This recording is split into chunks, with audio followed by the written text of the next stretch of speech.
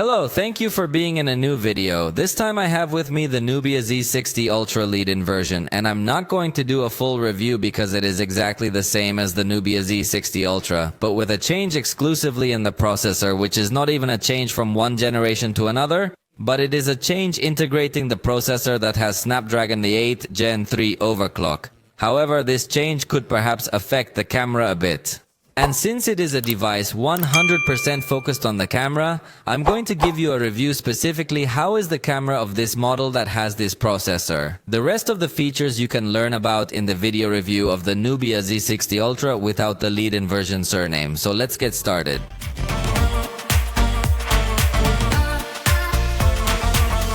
The hardware is exactly the same, but I did notice some differences. The front camera performs very similarly. If you don't zoom in and you're in good lighting conditions, it possibly looks like a good enough selfie. Although for a device that wants to focus on photography, it's not a high quality selfie. Note that the level of detail is really low, but for social media posting it may be good enough. Although remember that if you are too close to the camera, it won't be able to focus on any details of your face. Also, it's not a wide enough camera to have spectacular group shots. And let me stress a bit more that the level of detail is really low. Backlit scenes don't look optimized in the preview, but the processing it does after taking the picture looks good to me. In this case, you don't even get to appreciate chromatic aberration or ghosting effects as it was more common to see in the last generation, curiously enough. Indoors it's more or less the same, but with even less detail. Although for an under-screen camera the result is definitely very advanced. And at night it will obviously suffer the most because the colors even look a bit strange. For example, the face looks like it has pale spots. Overall, it's a poor quality photograph. And in backlit night scenes it's going to suffer a lot more. But in much more complicated things like night portrait photography, the result is definitely going to be extremely bad. Even my eyes come out a little weird that I'm even afraid of them. And in the daytime we confirmed that it is not able to focus on objects in this front portrait mode. Remember that it has 3 high-resolution sensors in its rear cameras, so all of them we can use in these high-resolution modes to be able to apply some cropping in the picture and it still maintains a good photo quality. This is the ultra-wide camera that we had previously discussed in the Z60 Ultra Traditional Ultra that does not integrate an exaggeratedly wide lens.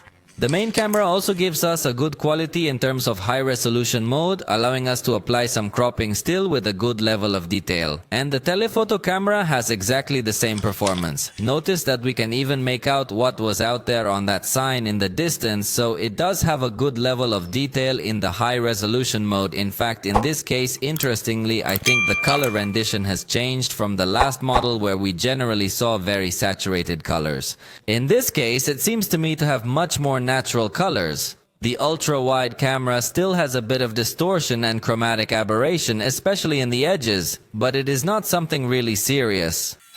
The main camera improves its performance mainly because of the quality of the lens, but I like that it maintains a color rendition very similar to what we saw with the ultra-wide camera. And the telephoto camera remains in this same color line. So unlike the previous model where I would prefer to use a much more advanced raw post-development to have a better color, in this case I think that from the automatic mode it will give us a good quality of photography both in detail and color. Even the noise management in these darker areas I notice is quite good. But let's take a look at the full zoom range to give you some perspective. This is the ultra-wide camera.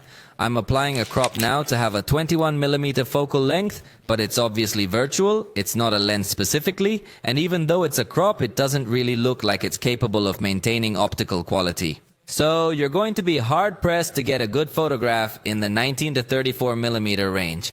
When you get up to 35mm is where you're going to see a well-detailed image again because it's using the specific lens.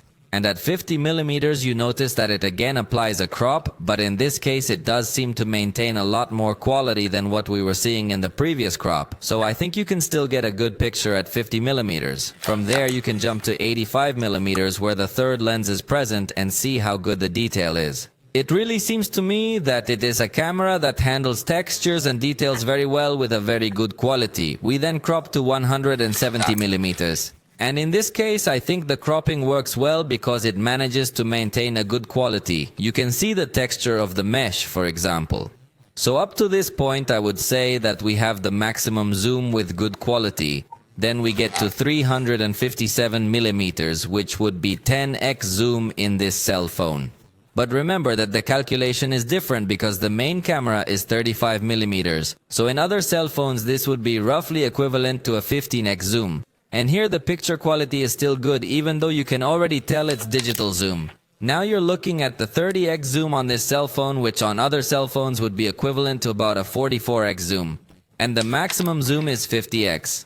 It seems to me that it's a zoom beyond what the traditional processor model allowed, but it's a bit forced. It honestly doesn't look that attractive. That's why I insist that maybe 357 millimeters is the maximum distance where we still see very good picture quality. In scenes with movement, the ultra-wide camera does a good job. The main camera also manages to freeze all these movements well, even on this day that didn't have so much lighting. And indoors, I think all the cameras perform well, even the ultra-wide camera that usually has a much simpler performance in other cell phones. In this case, by having a much brighter aperture, it doesn't suffer as much in these scenarios. Curiously, applying a 24mm crop, which would be the perspective of a traditional cell phone, in this environment it did manage to preserve a good level of detail, and it is practically not noticeable that it is a digital crop.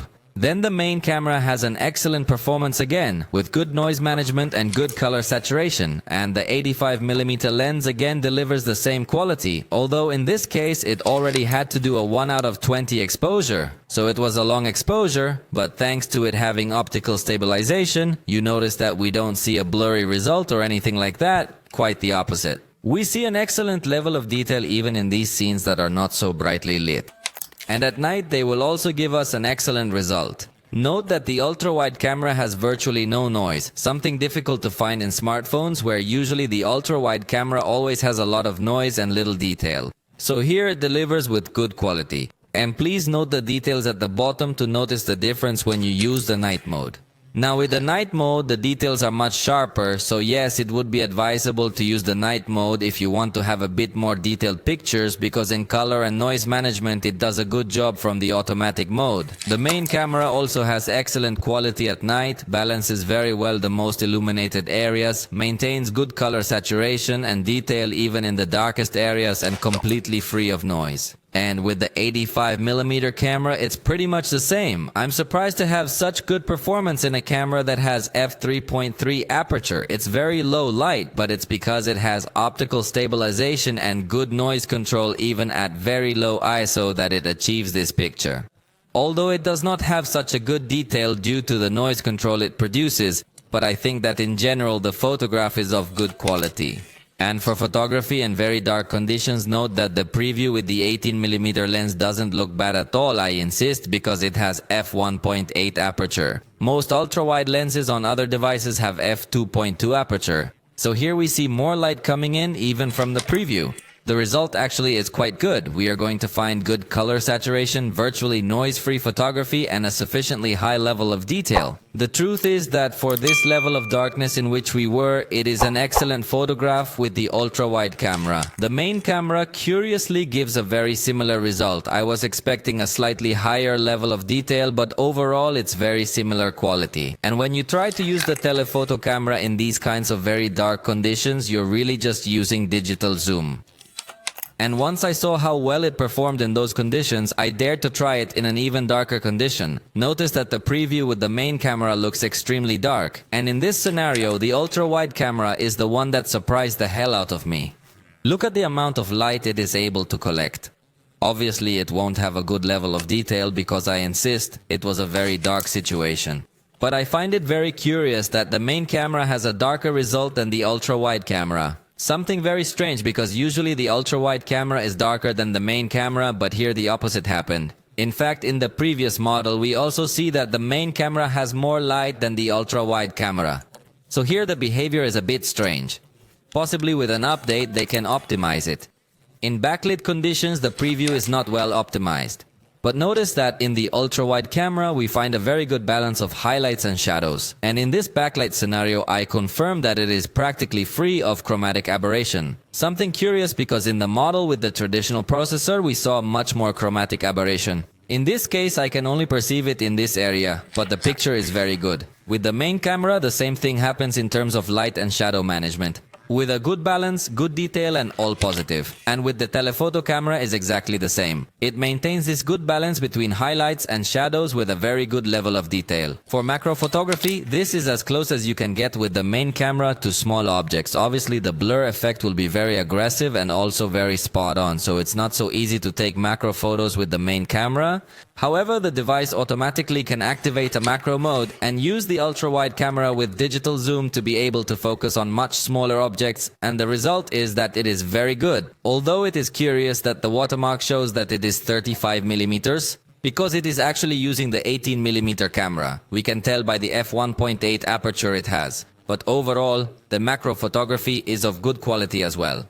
Although we would have liked the telephoto camera to have macro capabilities as well, but in this case, this is as close as we can get to this small object. And even though the ultra-wide camera is not the widest we will see on the market, he notes that one advantage is that it does allow us to use this ultra-wide camera in panorama mode, and it also retains a fairly high resolution. So, we can still see a very good level of detail in photography with excellent wide, giving a very positive experience. And for portrait photography in this case, I think it does a good job with the main camera. It does manage to keep some objects in focus. In fact, interestingly enough, other objects that are a bit closer, it also blurred them out of focus, applying a fairly natural style to the photograph. The bokeh effect is also nice. You can modify its intensity if you wish. And with the 50mm perspective, it still retains a good enough level of detail, although you can tell it's digital zoom. I would have liked in this case to see something more advanced. And curiously in this case, when we used the 85mm lens, it did not come into good focus. So the picture turned out bad. So I did another test, and you see that indoors, for example, it gives us a slightly lower level of detail than it should, but overall the portrait is of good quality. As you can see, outdoors it does get this high level of detail. It even has good detection in this area of the lens. So overall, we have a good performance for portrait photography, but maybe at times the focus doesn't respond in the most appropriate way. Since you noticed that in another attempt I made indoors, it also came out a little bit more out of focus than it should.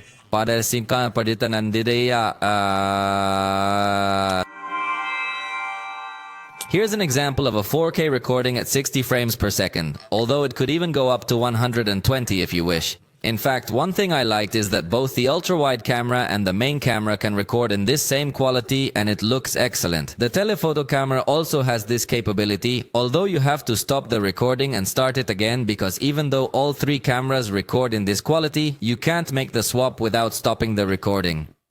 Although in this model, curiously, it did allow me to dynamically switch between the cameras, recording in 4K at 30 frames per second. On the last model, I was frustrated that even in full HD, it didn't allow me to switch between the three cameras. So that's a very positive thing. Notice that you perfectly shoot outdoors at this resolution. You notice immediately when you switch lenses because the distance between one camera and another is quite large. But it's actually quite good. The telephoto camera maybe has a little bit more saturated color rendering, but overall it's very nice that you do have the ability to switch between these cameras while recording in 4K, unlike the last model.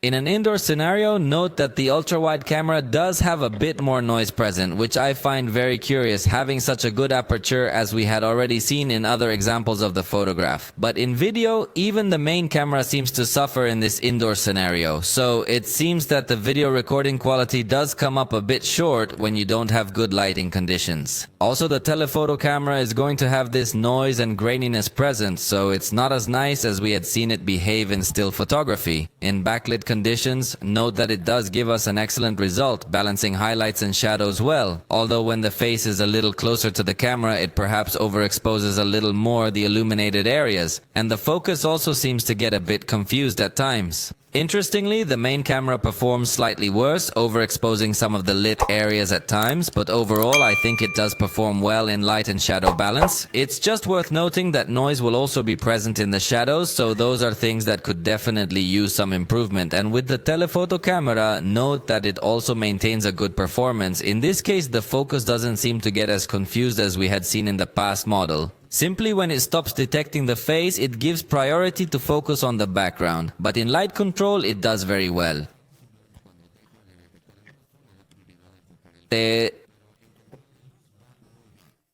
Dana, by the way, the device also integrates an HDR recording mode which has a very good quality. So whether you record with the automatic mode or with the HDR mode, in both cases you are going to find a good balance of light and shadow. At night, the ultra-wide camera is not as bad as other devices, but there are times when there is a bit more noise. I think it manages to control it well enough though. Switching to the main camera, we also see okay performance, but again it has a bit more complications controlling noise, unlike in photography where we generally saw things much cleaner. But here it maintains color saturation well, although the quality is definitely not as advanced as what we had seen in photography. So in video it does seem like it's still several steps behind what we would have liked to see. In fact, with the telephoto camera, even more noise will appear. Now you're looking at an example with stabilization turned off on the ultra-wide camera, just to give you a reference. Now we switch to the main camera again with stabilization turned off, relying only on optical stabilization. And definitely that's not enough to go running. Maybe with simple movements it will be enough. And finally we switch to the telephoto camera, so you notice it's going to be exactly the same. Relying on optical stabilization alone is not enough, but fortunately you can activate digital stabilization. Now you're looking at the example with digital stabilization turned on. And notice that the ultra-wide camera looks great when you're walking around. Although when you're running in scenarios where there's not as much lighting as this one, which was a cloudy day, you can get some vibration or flicker that might be a little bit uncomfortable.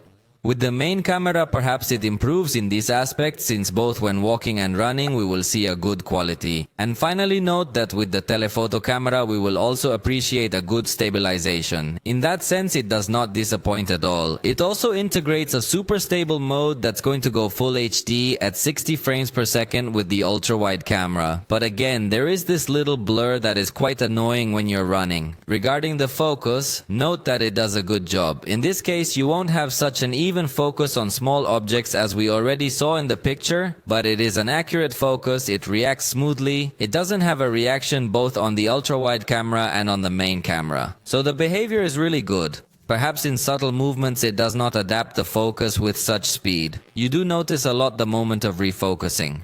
So the positive thing is that it doesn't get so confused in focusing, but the negative thing is that it's a little bit slower than we would like. And finally, remember that the telephoto camera does not have close focus. All objects must be far enough away to be in focus.